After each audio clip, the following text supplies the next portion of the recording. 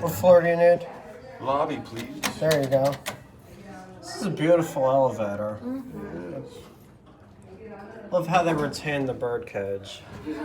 They used to I actually have to videotape it. It's just so gorgeous. They used to have the door also. Oh, they used to have the gate? Yeah. And an operator, Yep. Andrew. Gotta get pictures of this elevator. You don't see these too much anymore. They're pretty cool, right? Yeah, they are. Let me try and get this. I know. Sorry. It just, I'm sorry. No, it's so Just cool. have to film it, you know?